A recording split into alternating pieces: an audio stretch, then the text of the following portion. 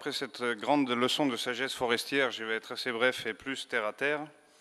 Donc le projet Sylvamed, c'est 5 régions et un pays qui veulent mettre en place des expériences un peu du type qu'on a vu aujourd'hui. Et alors quand on a commencé ce projet, les 6 partenaires se demandaient qu'est-ce qu'ils allaient faire et comment ils allaient le faire. Alors c'est un peu la conclusion d'aujourd'hui où on sait au moins par où commencer. On a vu un peu des expériences pratiques, des experts, ce qu'on peut faire, ce qu'on ne peut pas faire, ce qui peut marcher, ce qui ne peut pas marcher. Et au moins, ce que j'en garde aussi, c'est le type de démarche, qu'il faut absolument être multidisciplinaire et associer des gens de secteurs différents. C'est un peu aussi personnellement quelque chose que je garde de cette journée et que j'ai trouvé particulièrement intéressant, les différents acteurs avec leurs différentes perspectives. Il y a un point aussi qui est important pour notre projet, j'y reviens, c'était un point avant que tout le monde en parle que j'avais noté, celui de la communication, où on se rend bien compte que les forestiers ont vraiment une valeur sociale riche et forte qu'ils n'arrivent pas à mettre en œuvre. Alors peut-être dans une prochaine journée de transfert de l'IDF, peut-être inviter un Jacques Séguéla, un publiciste ou quelqu'un de marketing, qui pourrait nous dire un peu comment faire passer le message, pas tant auprès des politiques, sinon auprès de la société en général.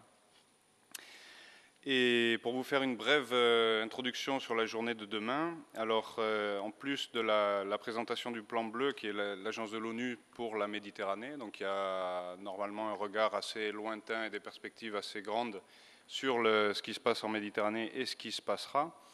Si vous suivez peut-être de très loin l'histoire de l'Union pour la Méditerranée qui n'arrive pas à démarrer, mais l'eau est un des enjeux extrêmement forts du dialogue euro-méditerranéen, rive nord, rive sud. Donc c'est quelque chose en Méditerranée qui nous intéresse très, très particulièrement.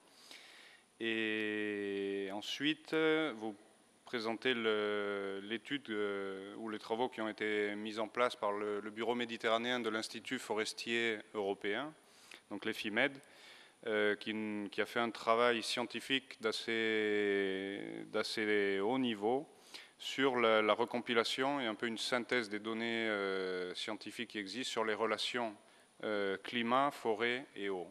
Donc ils ont des perspectives sur la zone biogéographique méditerranéenne et les bénéfices forestiers assez intéressantes. Et ensuite, donc Irina qui nous présentera la partie services environnementaux, la partie économique. Donc on a touché un petit peu aujourd'hui, mais qui sera présenté avec plus de détails demain. Et vous dire aussi qu'on attend beaucoup de la participation de l'entreprise privée. C'est un thème qui n'est pas toujours très bien accepté, mais qu'on trouve intéressant, de savoir un peu de l'autre côté de la lunette, qu'est-ce qu'en pensent les gestionnaires de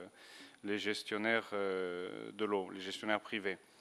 Je parle pour l'Espagne, la plupart des entreprises de distribution d'eau en Espagne, par exemple, sont privées. Même si les agences de l'eau sont publiques et les contrôlent beaucoup, on ne peut pas faire sans les acteurs privés. Donc c'est aussi un des thèmes qu'on veut absolument travailler dans ce projet Sylvamed, c'est le dialogue public-privé. Voilà, donc j'espère vous voir ici demain.